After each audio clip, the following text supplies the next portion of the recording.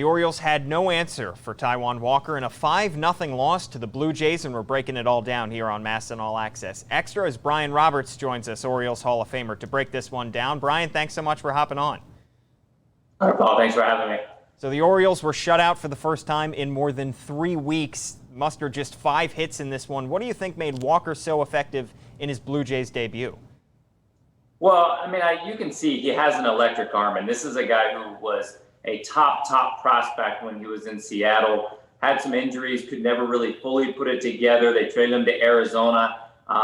And tonight, the fastball was up in the zone. That's where he worked, led her high with a really high spin rate fastball. And then the slider was just tight and sharp down and away. And he kept the ball off the barrel. I mean, what he did was eliminate the extra base hit by the Orioles. 1 extra base hit was all he allowed. And the Orioles just couldn't generate any offense, and what he didn't do was walk guys. And we know that putting guys on base with free passes is just disastrous. So he worked in the zone, he worked ahead, and his stuff is really good at the same time. Alex Cobb certainly struggled on the pitching side for the Orioles, gave up 5 runs, 4 of them earned. He had been very effective as of late, maybe one of the Orioles' best starters coming into this one, but really could not find a rhythm against the Blue Jays. What did you see from Cobb tonight? Yeah, well, I mean, I think he threw the ball pretty decent, to tell you the truth. I mean, he got 7 ground ball outs, which has been big for him this year. He's kept the ball on the ground. He's kept the ball in the ballpark for the most part, which he did again tonight. The Orioles' defense, in my opinion, really let him down a couple of times.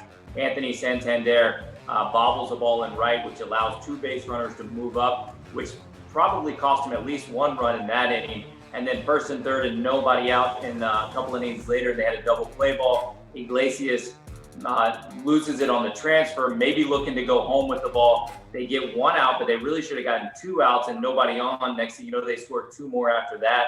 So it probably cost them 2 more there. So to be honest with you, I think the defense let him down as much as anything. I didn't think he threw the ball poorly at all. I thought he was down in the zone still. I thought the split had good action to it. I think Vladimir Guerrero Jr. sat on a curveball with a couple guys on base, which cost him 2 runs. And then Biggio really made a nice adjustment after grounding out on the split finger twice. He waited back on it and kind of flared one into left field for 2 more RBIs. But in general, I actually thought Alex Cobb threw the ball pretty well. The Orioles defense just continues to make these little mistakes that give teams extra outs, and you just can't do that at the big league level. Well, Brian, as a former infielder yourself, how do you bounce back after a tough defensive game like the one that the Orioles had tonight, especially in the infield, some of the costly mistakes they made? Is there a way they can turn the page for the afternoon game tomorrow? Yeah, I mean, I certainly don't worry about a guy like Jose Iglesias. You know, I mean, we saw a play later in the game where he went for the glove flip, which would have been one of the best plays I've ever seen almost. So he's a guy that I don't worry about. He was trying to make something happen, I think, and maybe just got going a little bit quick.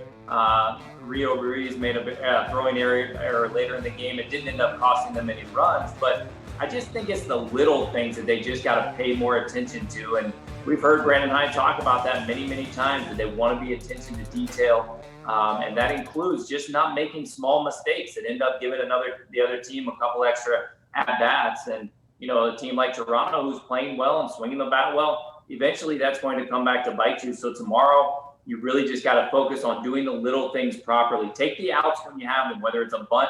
Don't try to get the lead runner. Take the out. If it's a double play, take the 2 outs and give up the run. A guy like Santander in right field, just field the ball. Tellez isn't going to third base on that ball. He bobbles it, ends up 2 guys moving up. So it's really just kind of lapse in focus and concentration, in my opinion. One of the bright spots for the Orioles tonight was Cesar Valdez with 3 strong innings, struck out 5 in his first big league appearance since 2017. A 35-year-old guy. Had to be encouraging for Brandon Hyde to get a performance like that from a guy who hadn't pitched in the bigs in 3 years. Yeah, it was great to see that for him. I mean, I love to see guys who have just continued the journey. They've battled and they've gone through the ups and downs and grinded through the minor leagues, and then to get another opportunity, and he comes in with 1st and 2nd, nobody out, and he really rescues Alex Cobb out of that inning, and then those 2 more innings after that and throws the ball great. I mean, the changeup was absolutely filthy. He's got great arm action. You know, he gives you that kind of slinging action, but it's got a lot of depth and movement to it. So he was great. Evan Phillips was great. I mean, 4 innings out of the bullpen with 7 strikeouts. no runs allowed. You can't ask for a whole lot more than that when your starter really only gets you through 4 innings. So their bullpen saved them going into tomorrow a little bit, those two guys, and maybe they can bounce back and maybe get into that back end of the bullpen with a lead tomorrow. Yeah, and they hope to take one in Buffalo tomorrow before this series is done. Brian Roberts, Orioles Hall of Famer, thanks so much for breaking down this 5-0 loss to the Blue Jays here on MASN All Access Extra. All right, thanks a lot.